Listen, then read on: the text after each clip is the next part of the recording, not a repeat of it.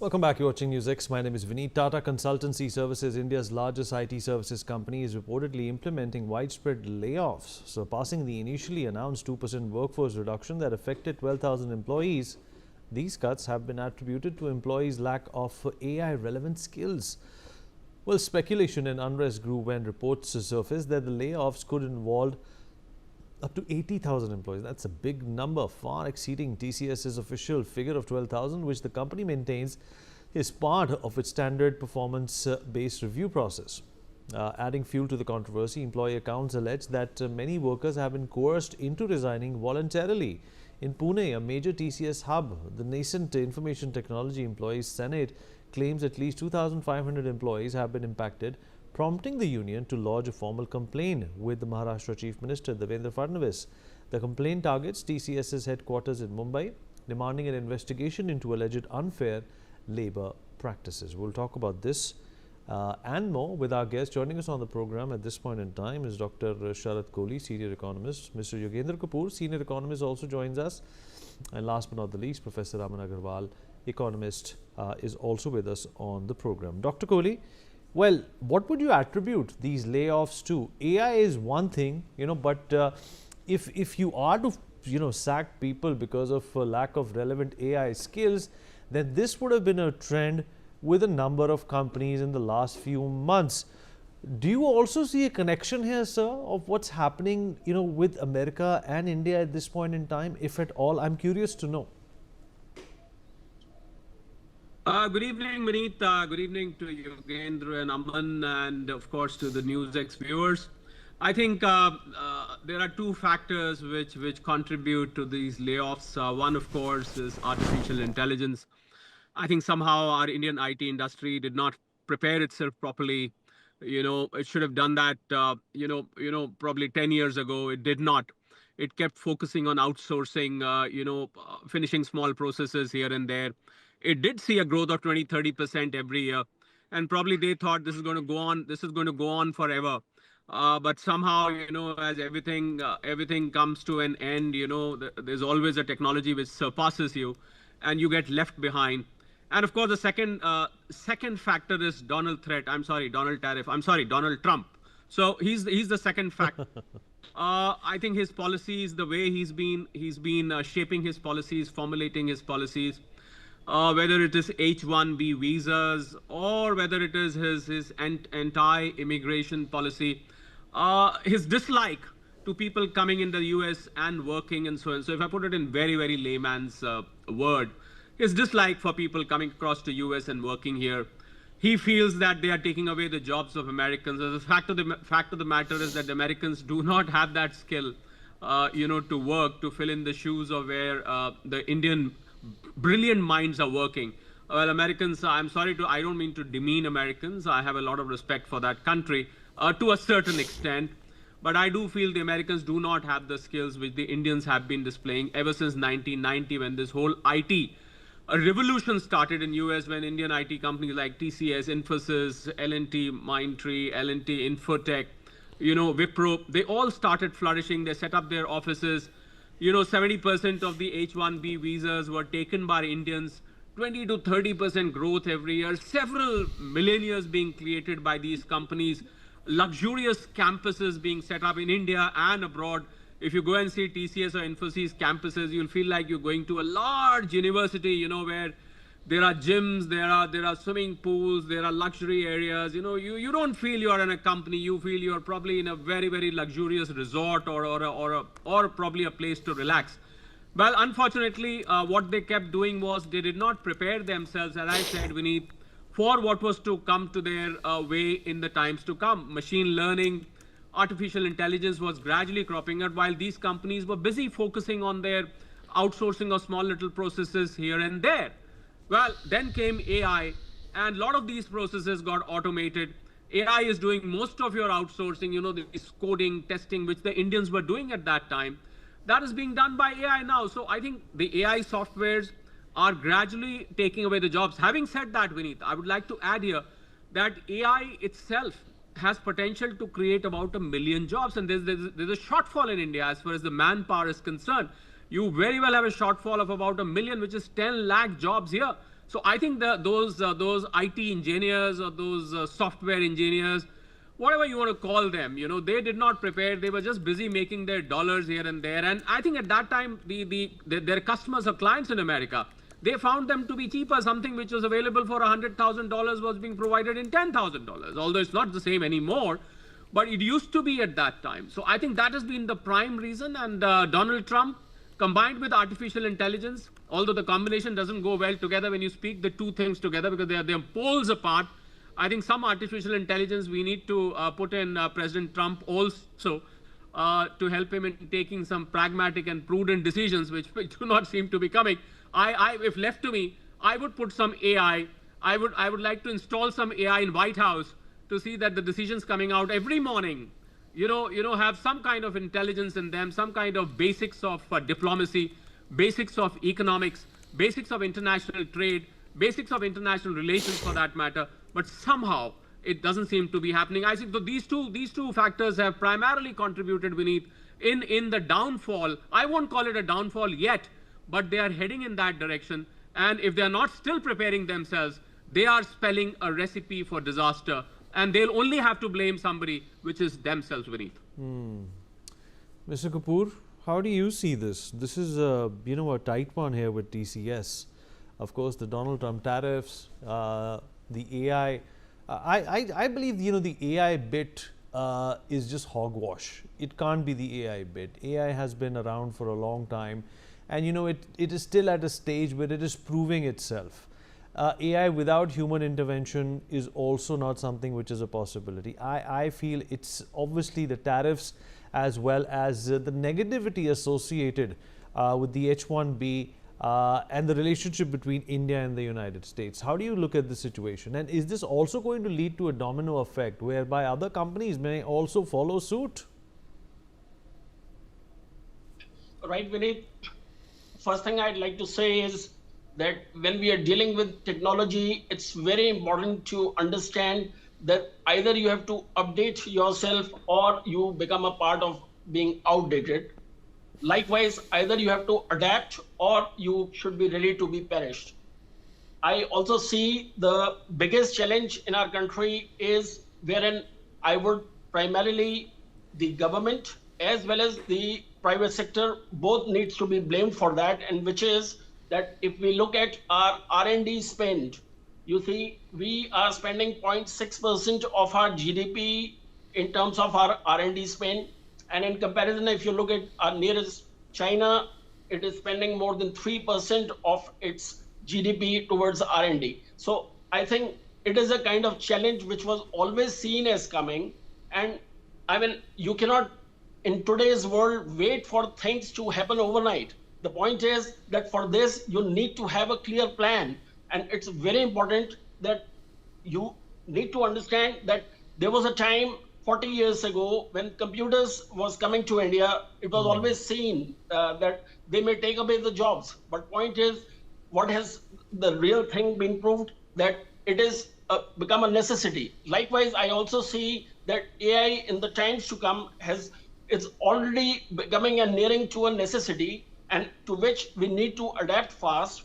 Otherwise, I would see that challenges being cascading to other companies also, as you just rightly said. So I think the need of the hour is that we need to spend in our research and development and skilling part, because you see, ultimately you cannot expect fresh graduates from top institutions coming, and that too with a kind of skill sets which you require in the industry. So you need to provide in-house training as well as the very foundation based on which you are able to see the talent being growing in your company.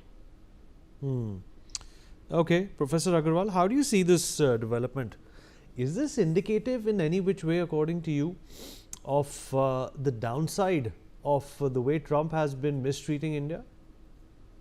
You see, first of all, you must understand that the world has been in a slowdown and economic recession.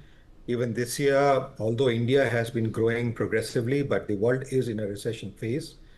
You see, the United States itself, roughly about 300,000 federal workers, that means government employees, have been taken off, out of which 200,000 have been confirmed. US, dated since yesterday, is on a shutdown. That means beginning yesterday, the vote of account being there, not there, it's on shutdown. Second time in his term that the US has come into a shutdown, and they're expecting a GDP loss of 0.02% per week as a result of a shutdown. If you really look at India itself in 2025, Ola Electric has already shut off 1,000 employees, Paytm 1,000 employees, that's 10% of its staff force. Flipkart about 5 to 7%, about 1,500 employees. Byju's has laid off 500 employees. Wipro about 6,180 employees. And similarly, there are a large number of other companies which have done it as well. So it is to just look at these two countries in perspective, the fact that business largely for IT sector or back office operations, whether it is medical services or other, comes from some of the richer countries, which includes Europe and US, for various Indian companies. Now, it's natural for them to actually go in for this kind of a layoff. What TCS officially has said is about 2% of its total workforce, and that what they're projecting is about 12,000. And they're giving a fairly good relieving package of about 3 months salary for younger people with not too much age of the employee base, and about a year and a half of salary which will be there, sit back salaries as a package which is there for people who have more than 10 years or 15 years of experience with the TCS itself. So we should not look at it from a negative perspective. Secondly, when governments around the world can include layoffs, even this government in Modi 1.0, if you remember, talked of minimum government and maximum governance, looking at structures where governance could improve, but they would not be employing more people. They did not lay off, but they were not employing people. So the government was at a standstill in terms of employment in India as well in Modi 1.0. So let us be very clear, when governments can talk about layoffs and removing people, these are private companies which are not bound to hire you till you die.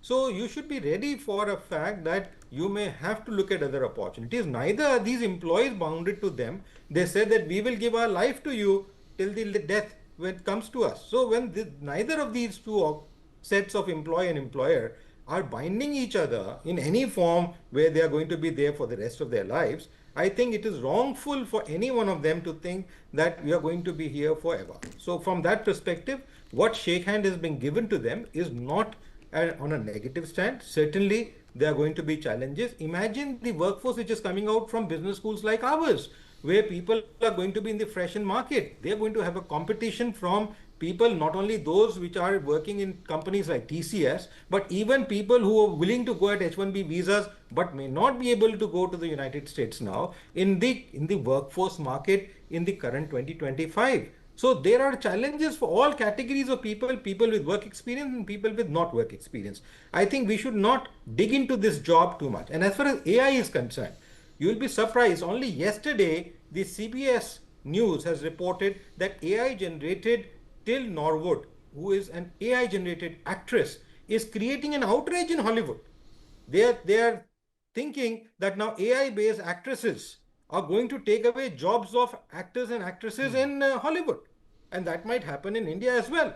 So with AI, we are bound to see this kind of a thing. We saw that in 1990s. If you would remember, when computers came in, people were not ready to move in banks and financial institutions from manual based system to computer based system.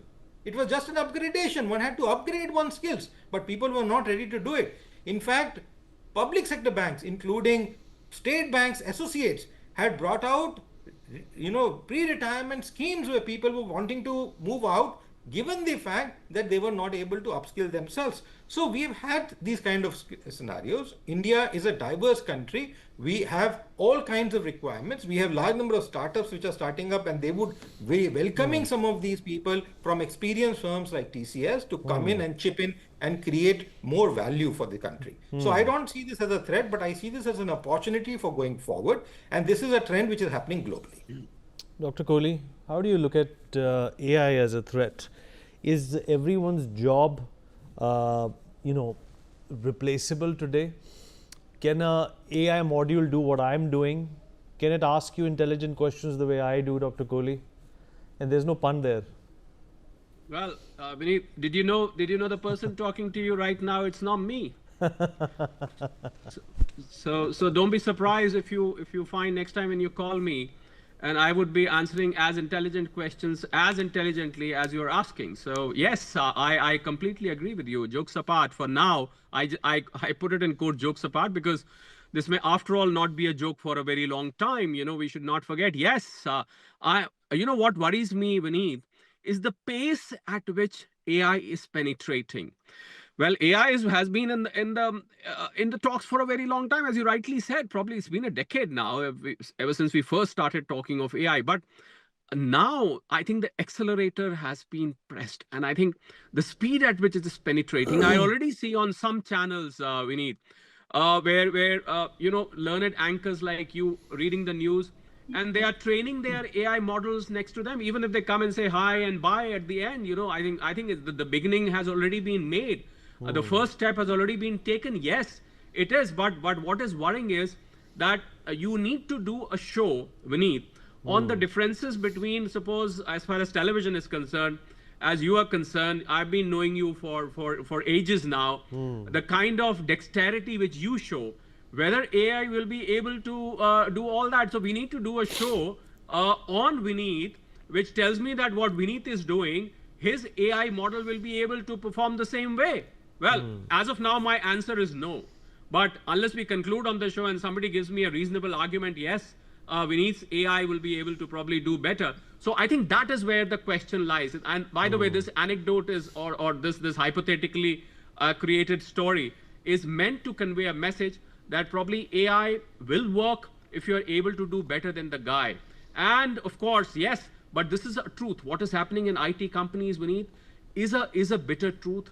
It is indeed eating away the jobs. As for Donald Trump is concerned, I came to know that from tomorrow he's levying 100% tariffs on anybody who says the name Donald Trump. So be prepared. Next time we call him Donald Trump, you might be subject to 100% tariffs some way or the other.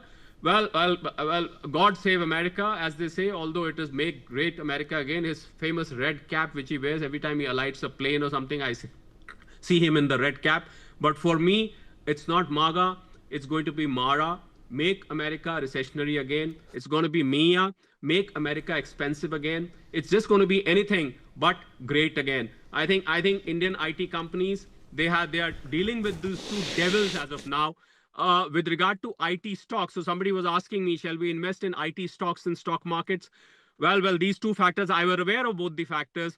I said, if you can reduce your holding, please do, because unless these IT companies, they start preparing themselves massive, because the problem was, Vineet, they got so used to those revenues, and the revenues were so free flowing. Imagine 20 to 30% growth every year.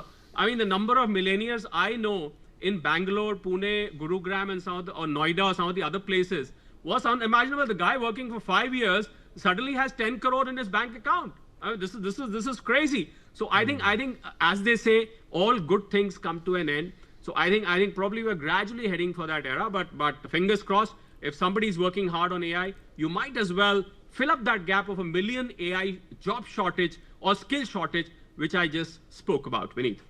You're absolutely right, Dr. Kohli, spot on. And we have a paucity of time. I'm going to take concluding thoughts from Mr. Kapoor and Professor Agarwal as well. Mr. Kapoor, this is obviously a dawn of a new worry, if I can call it that, for Indian companies, especially Indian tech companies. And Dr. Kohli also enunciated that you cannot at this point in time look at this in isolation. All these world factors, all these geopolitical reasons are contributing towards this kind of a damage. What can India do to control it? Even so far as process-driven industries are concerned, I definitely see AI as posing a challenge going forward. We have to also understand that India is a kind of economy where we have a mix of MSME sector, wherein basically you need to be taking unconventional decisions at times, at the same time real-time solutions to problems. And so what I'm trying to say is that there are situations where you need to be practical in taking decisions with respect to the problem that emerge, which AI tool cannot take place. So the point is, I mean, if we use this threat as an opportunity, as Professor Agarwal rightly said, then it's very important that we need to be skilling our industry.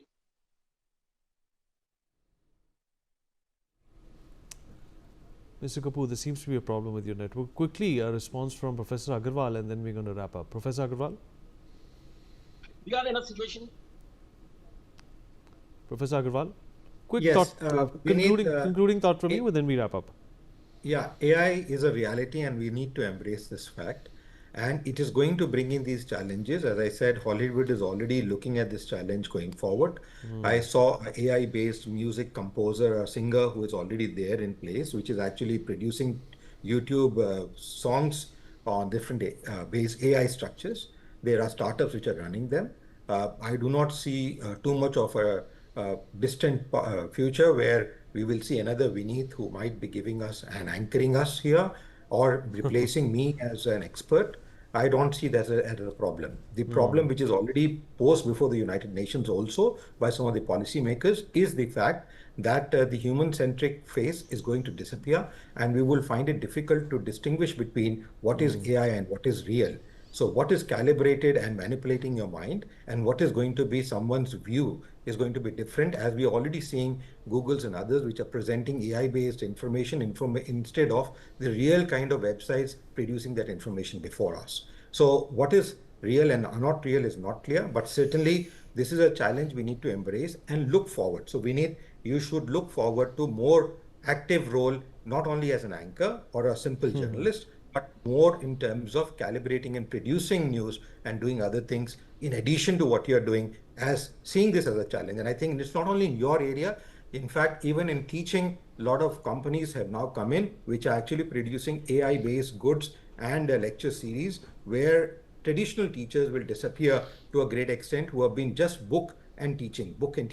People who are adding value in terms of research will continue to grow. All right, sir. All right, sir. Research, We've run out of time, AI. but I appreciate your line of thought. Thank you so much for joining us.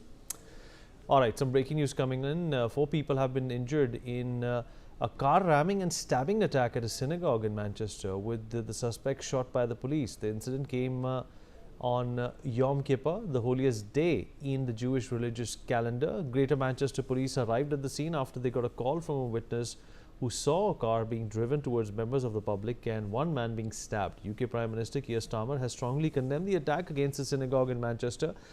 He cut short his trip to Denmark to chair an emergency Cobra meeting, announcing that additional police assets are being deployed to synagogues nationwide to ensure public safety. Take a listen. The attack in Manchester this morning is absolutely shocking, and all of our thoughts are with those affected. I'm on my way back to London. When I arrive, I will chair an emergency Cobra meeting. I'm already able to say that additional police assets are being deployed to synagogues across the country, and we will do everything to keep our Jewish community safe. I've spoken to Mark Gardner of the CST and Andy Burnham, Mayor of Manchester, and I want to thank the emergency services for the speed of their response. Belly, my colleague, joins us on the broadcast to talk more about this. Belly, what more do we know? It's an attack on a synagogue. Obviously, this is, some ire being vented out of, what's happening in Israel and Gaza at this point in time. The police said 2 people were killed and 3 others were seriously wounded in a synagogue attack in northern England. The suspect was also believed to be dead. The Great Manchester police have confirmed this, and police bomb experts were investigating whether the attacker had an explosive device with him. And paramedics had arrived at the scene at around 9:41 local time and are attending to members of the public. Currently, 4 members of the public with injuries caused by both the vehicle and stab wounds. Members of the public are asked to avoid the area while the police continue to deal with the incident. And the incident, which took place on the Yom Kippur, the holiest day in the Jewish calendar, is said to be over after a man believed to be the offender was shot by the police. The mayor of Great Manchester, Andy Burnham, stated that it is believed that the offender is deceased, although it is not confirmed. And He also said that as a result, a degree of reassurance can be given that it's not a developing, ongoing incident. And in a series of posts on X also, the Great Manchester Police said that they were called to the Heaton Park Hebrew congregation synagogue in Crumpsall shortly after 9:30 a.m. local time by a member of the public who said he had witnessed a car being driven towards the members of the public and that one man had been stabbed. Really appreciate you joining us. We take a short break on that note. Be right back.